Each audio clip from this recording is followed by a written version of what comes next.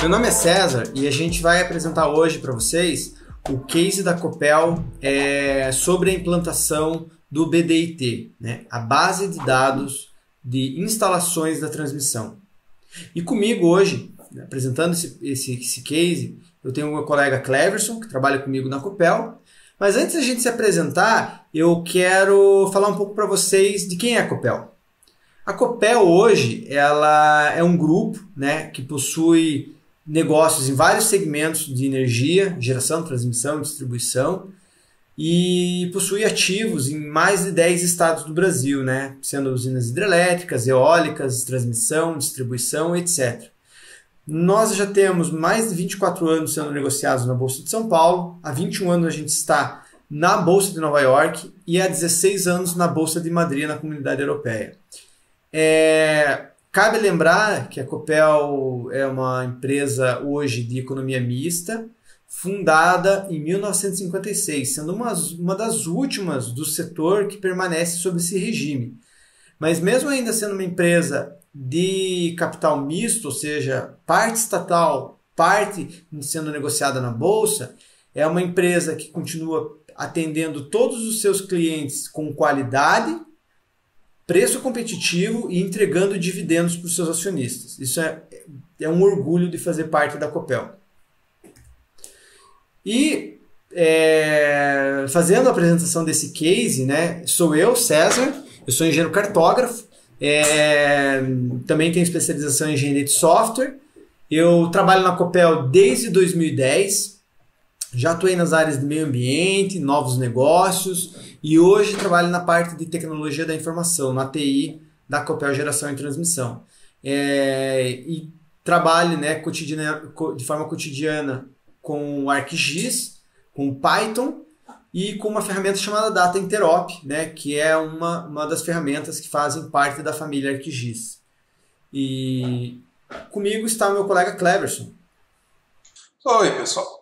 Eu me chamo Cleverson de Machado, sou formado em bacharelado em Ciência da Computação pela Universidade Federal do Paraná. Trabalho na Copel desde 2010 como analista de sistemas, focado principalmente na área de geoprocessamento. Trabalho no dia a dia com ArcGIS, Python, C# e dando manutenção na nossa arquitetura de sistemas.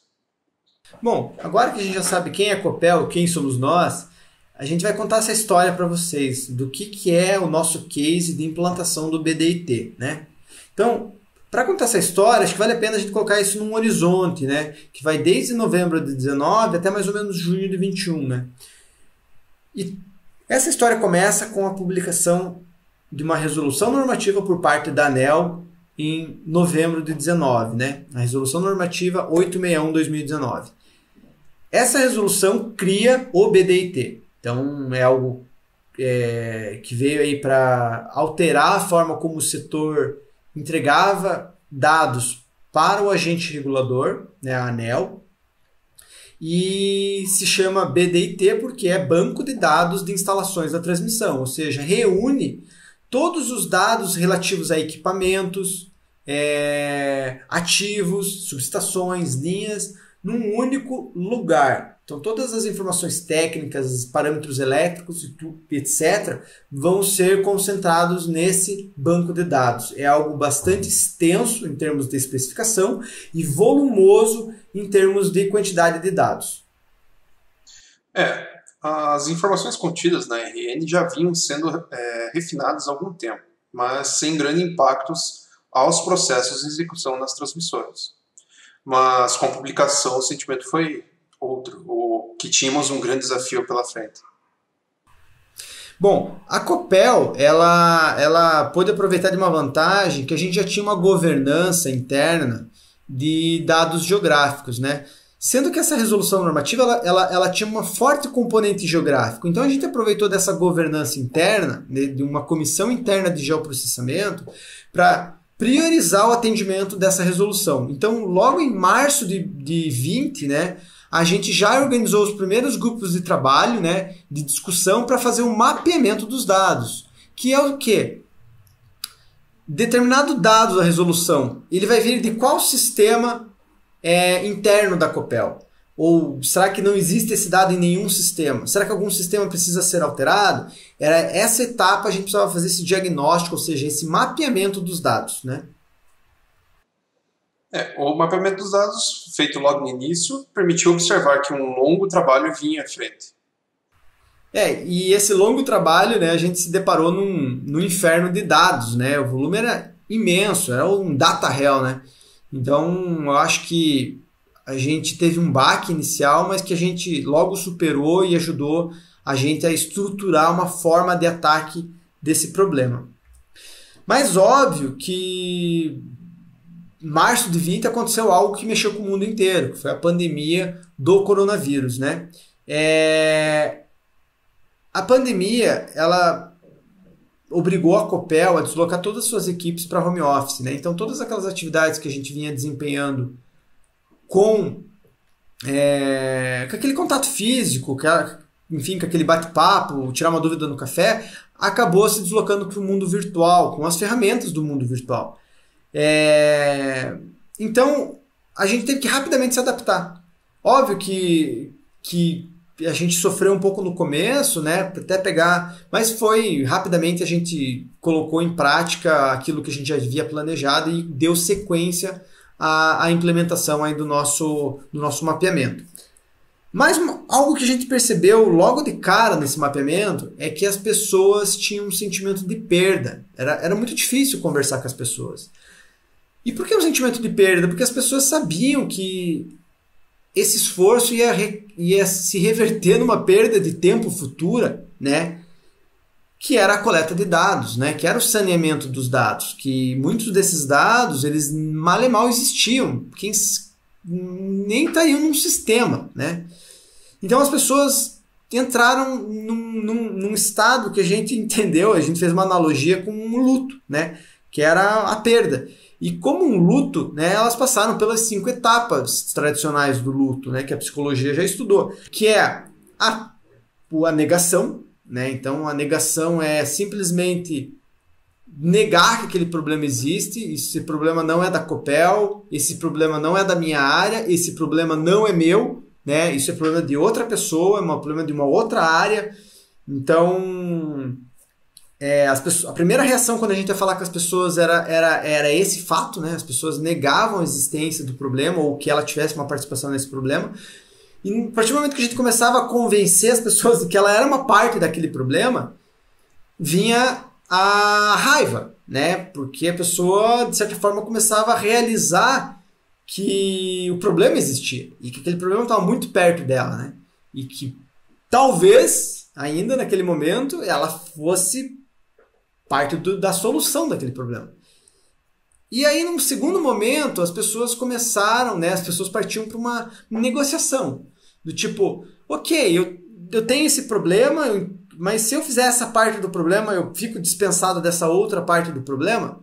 E aqui também ocorreu algo muito curioso, que as pessoas ainda enxergavam a TI, ou a área de geoprocessamento, o GIS, como dono do problema. Na verdade, a gente era só, de certa forma, um meio campo desse problema, né? A gente tinha a ONS de um lado e a ANEEL, que requisitavam os dados, a gente tinha os produtores de dados de outro lado, e a gente sabia que eles precisavam de uma solução tecnológica para fazer esse meio campo. Mas a gente não tinha, nós TI, nós geoprocessamento, não tínhamos como produzir os dados, e era atribuição do cliente fazer isso, né? Bom, aí essa negociação muitas vezes passava pelas ideias, pelas propostas do tipo, mas se eu te entregar uma planilha Excel com um depara, você não resolve? E coisas do tipo, né? Bom, assim que a gente, né, vai tendo aquele discurso, vai avançando nas conversas com o usuário, ele parte para começar a internalizar esse problema. Que é começar a ficar triste, de fato, né? Ele começa a deprimir, porque ele vê que ele não tem muito escapatório. O problema existe, ele é parte da solução do problema e ele vai ter que investir muito tempo e muita energia. Então ele começa, de certa forma, a internalizar esse problema. Até que ele aceita. Então ele aceita o problema, ele diz, não, beleza, vamos fazer, vamos resolver do melhor jeito possível e da forma mais rápida. É como tirar um band-aid, vamos fazer isso rápido e logo. Bom, óbvio, né, que a gente falou bastante aqui sobre esse problema e a gente vê que a nossa timeline ela tá na metade agora. E a gente não fez muita coisa. Porque esse problema, ele não é um problema de sistema, ele não é um problema somente técnico, né? De que recebe uma especificação e você gospe do outro lado uma solução. Ele passa pelas pessoas. E as pessoas, elas são complexas, né? Então toda essa história que eu contei até aqui foi muita saliva que a gente gastou para vender a ideia para as pessoas, para conquistar a confiança das pessoas, para trazer elas para dentro do problema. E essa foi uma das partes mais complexas que a gente teve. Toda a parte técnica, óbvio que tem a sua complexidade, mas a gente sabe que a tecnologia resolve. Agora, as pessoas elas precisam ser motivadas a resolverem esse problema. Algo que, ao final desse processo, né, trouxe um encerramento foi a definição de a formalização de um grupo de trabalho interno, né, formal, uma circular estabelecida pela diretoria da Copel, onde delimitou ali que deveriam ter, né, um responsável de cada superintendência da área de negócio para que ajudasse, colaborasse a resolver, a recuperar dados, sanear dados, coletar dados. Bom, logo na sequência, né, como eu falei, a gente iniciou essa atividade como um mapeamento dos dados geográficos. Mas a gente conseguiu desempenhar tão bem essa atividade, né, e fez a solução correta das ferramentas. E aqui a gente fez a solução, né, de trabalhar com o Data Interoperability, que a gente vai chamar de Data Interop, que é uma ferramenta ETL distribuída pela Esri e pela Imagem, que a gente viu vários bons resultados. E um ETL, para aqueles que não conhecem, é uma sigla em inglês que quer dizer Extract, Transform and Load, ou seja, extraia, transforme e carregue. E essa ferramenta é a ferramenta apropriada e correta para a tratativa desse problema, né? Então, até num dado momento a gente pensou em fazer com Python, tentou em fazer com uma tecnologia A ou B, mas a gente, né, junto com consultores internos e com auxílio aí do suporte da Imagem, a gente viu que o Data Interop seria a solução ideal para esse problema. E foi o que a gente começou a trabalhar. Mas, ao mesmo tempo, as pessoas tinham a ideia que a gente teria uma iniciativa dos dados GEL, que eram aproximadamente 4 entidades, e 11 entidades alfanuméricas seriam desenvolvidas com outra tecnologia, muito provavelmente Java ou qualquer outro ETL.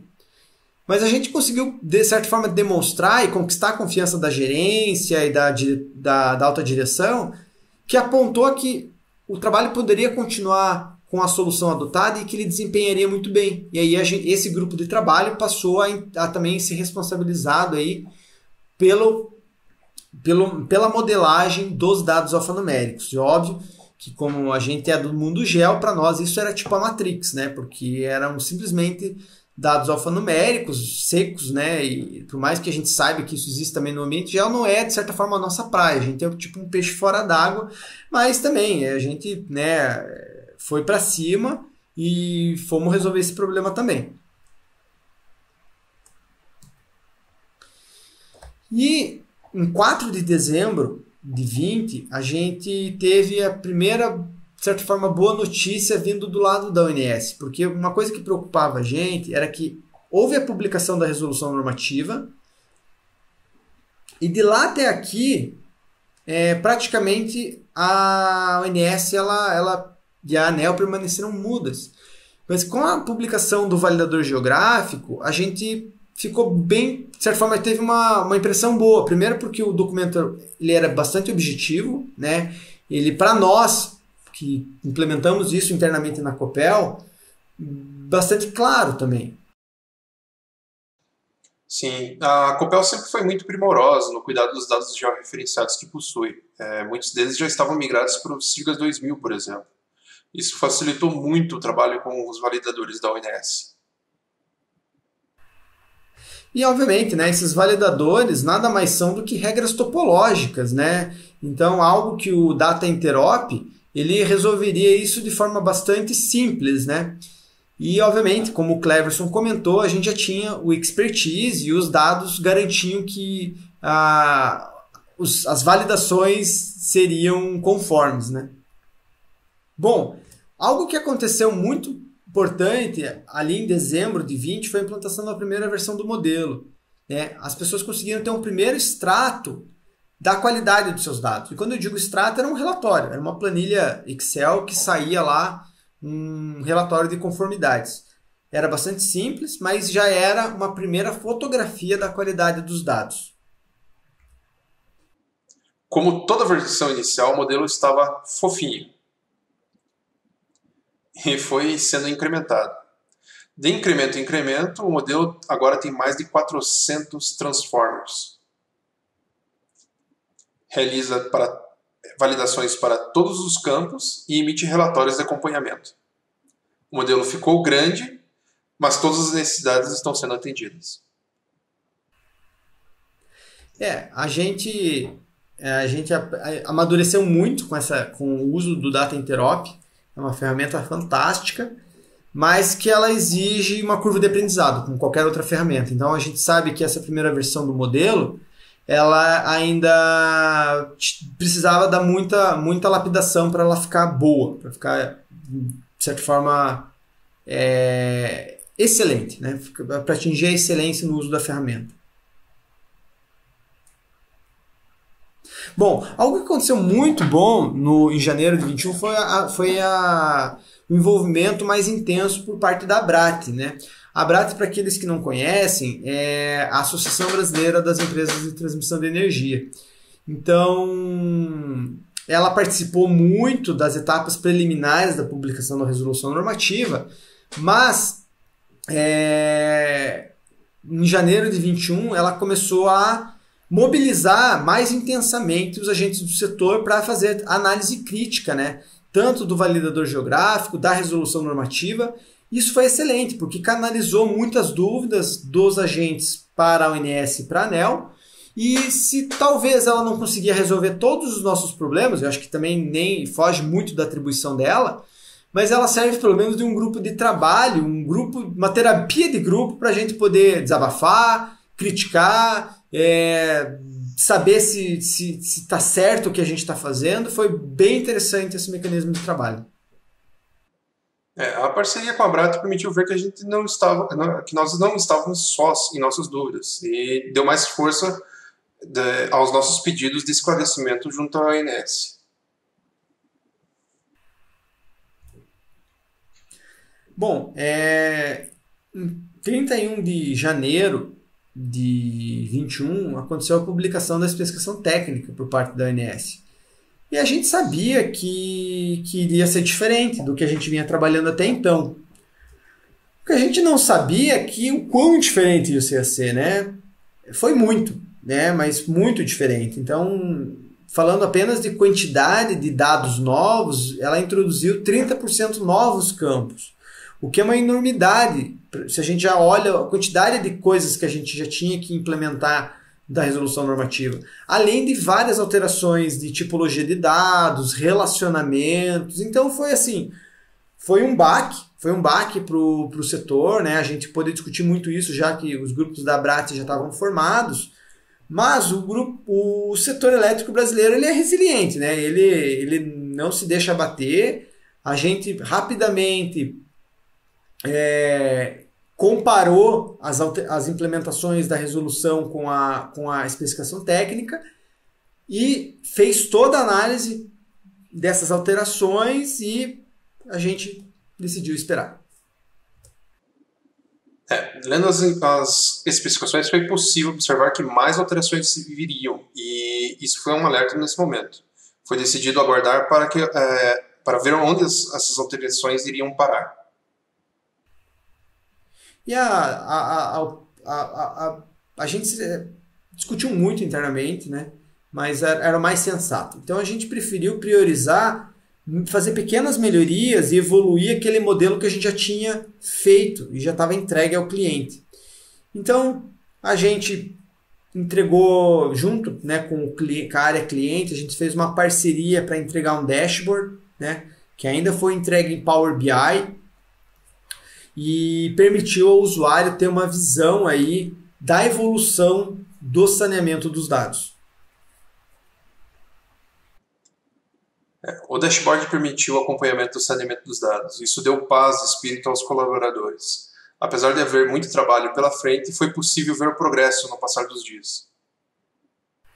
E era interessante, a gente tinha reuniões de acompanhamento, a gente tem reuniões de acompanhamento semanais e o coordenador do grupo ele cobra religiosamente, né, o avanço, né, na quantidade de erros que são observados no modelo. Bom, a gente também buscou entregar uma versão do Data Interop, desse modelo, né, que foi desenvolvido com o Data Interop na versão desktop, para uma versão Enterprise. Até esse ponto, o processamento do modelo era realizado em desktops. Fazer um serviço executar o modelo e dar ao cliente a possibilidade de executar sob demanda, o processamento liberou os envolvidos dessa atividade. E aí, né, no dia 16 de abril, a gente teve a publicação da especificação técnica versão 2.0 por parte da ONS. E aqui a gente pode retomar toda a análise que a gente tinha realizado ali no final de janeiro e início de fevereiro. E a gente teve a luz verde para continuar a retomada, né, fazer a retomada da implantação do modelo para essa nova especificação.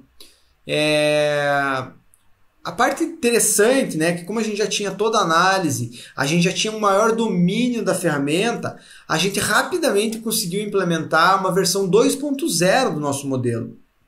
Esse modelo contemplava todas as alterações da versão 1.0 e aquelas que já também implementadas na versão 2.0 da especificação técnica da ONS.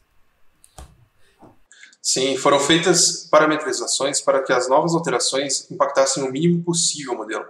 Essa robustez deu segurança à equipe e confiança aos colaboradores. E a gente entendeu nesse momento, né, acho que a experiência trouxe para nós um pouco de percepção de que essas implantações por parte da ONS, elas vão acontecer em ondas, né? Então, vão ter questionamentos, os questionamentos vão gerar novas soluções e novas documentações. E algo que a gente teve como certeza, né, ao implementar essa segunda versão do modelo é que a gente adotou uma solução resiliente, né, tecnologicamente, porque permitiu que a gente rapidamente implementasse uma nova versão. Então, se a gente tem essas ondas, esses impactos que o modelo vai receber, a gente tem que conseguir absorver essas alterações muito rapidamente, e isso se provou verdadeiro.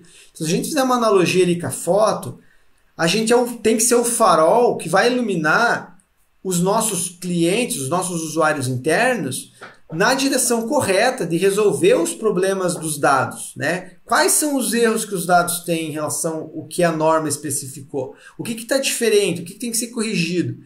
E a gente está bem confiante que a solução tecnológica foi a mais adequada e que a gente vai conseguir desempenhar esse papel de ser o farol em meio à tempestade ao longo desse processo.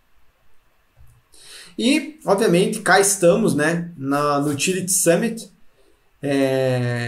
e, obviamente, a gente fez uma grande retrospectiva do nosso passado, a gente falou um pouco aí do nosso presente, onde a gente está, e a gente vai tentar dar um pouco aí de perspectiva sobre o que a gente pretende entregar no futuro, que são os próximos meses de desenvolvimento do modelo.